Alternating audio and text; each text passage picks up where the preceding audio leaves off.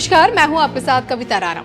पाकिस्तान अपनी नापाक हरकतों से कभी बाज नहीं आने वाला है और ना कभी सुधरने वाला है। जी हां, पाकिस्तानी हुकूमत और पाकिस्तानी आर्मी अब की बार तो दोनों ने अपनी औकात दिखा दी। आतंक विरोधी कानून के नाम पर शहबाज सरकार ने बलूचिस्तान को खुली जेल बनाने का जो षड्यंत्र रचा है, क्या उसमें मां हिंगलाज शक्तिपीठ को कैद कर पाना मुमकिन है? इस पूरे मामले की संपूर्ण जानकारी के लिए देखिए धर्म ज्ञान की ये स्पेशल रिपोर्ट।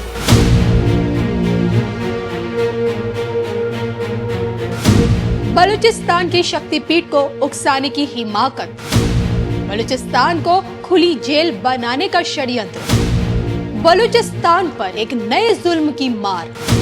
देखिए सिर्फ और सिर्फ धर्म ज्ञान।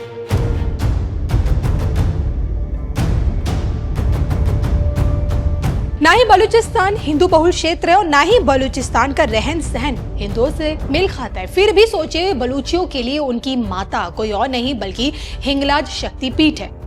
बलूच लोगों के लिए हिंगलाज शक्तिपीठ क्या मायने रखती है, इसका अंदाजा भी इससे लगा लीजिए कि शक्ति उपासना में बाकायदा लिखा गया है कि हिंगलाज में तुम्ही भवानी महिमा अमितना जात बखानी। और यहाँ यानी कि बलूचिस्तान में मां हिंगलाज शक्ति भवानी के दर्शन करने की परंपरा अनादिकाल से चली आ रही है। यहीं पर मर्यादा पुरुषोत्तम प्रभु श्री राम पहुंचे, यहीं पर भगवान परशुराम के पिता ने घोर तप किया और यहीं पर गुरु गोरखनाथ से लेकर दादा मखान और गुरु नानक ने तप साधना की, और जो कि यहाँ शक्तिपीठ का जागृत रूप स्थापित, और जिस कारण कट्टरपंथी ताकतें चाहकर भी आज तक इस मंदिर को चोट नहीं पहुंचा पाई। यहाँ के बलूच जो धर्म से मुस्लिम हैं लेकिन खुद को माँ के भक्त हमेशा मानते हैं, और इसी के चलते बलूच लोग माँ हिंगलाज शक्तिपीठ को बलूचिस्तान की रक्षक देवी मानते हैं। अब सोचे ना, जो स्वयं में शक्तिशाली होकर बलूचिस्तान की रक्षा कवच बनी हो, क्या उनके भक्तों को बंदिशों में रखा जा सकता है? आज ये सवाल इसलिए क्योंकि पाकिस्तानी हुकूमत और आर्मी दोनों ने बलूचिस्तान को एक खुली जेल बनाने का षड्यंत्र रचा है।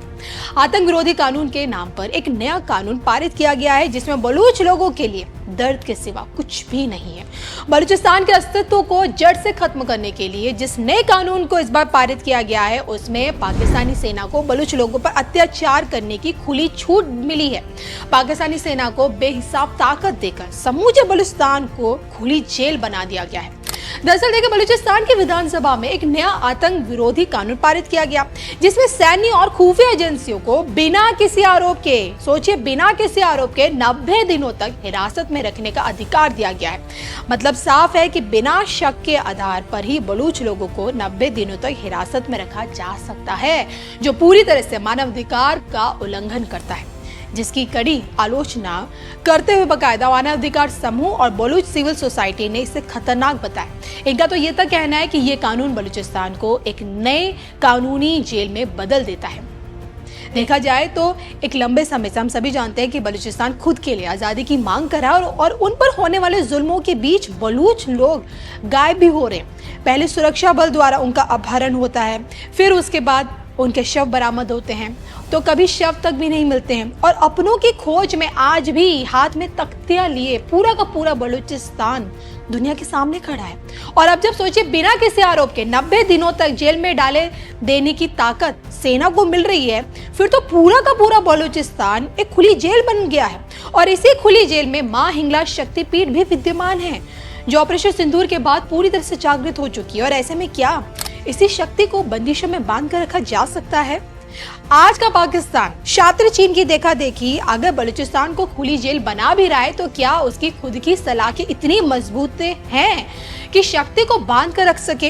हालांकि देखिए, इस कदम पर रोक लगाने के लिए इस वक्त बलूचिस्तान संयुक्त राष्ट्र के आगे गुहार लगा रहा है, विश्व की लोकतांत्रिक सरकारों से ये मांग कर रहा है कि इस मसले में वो हस्तक्षेप करे।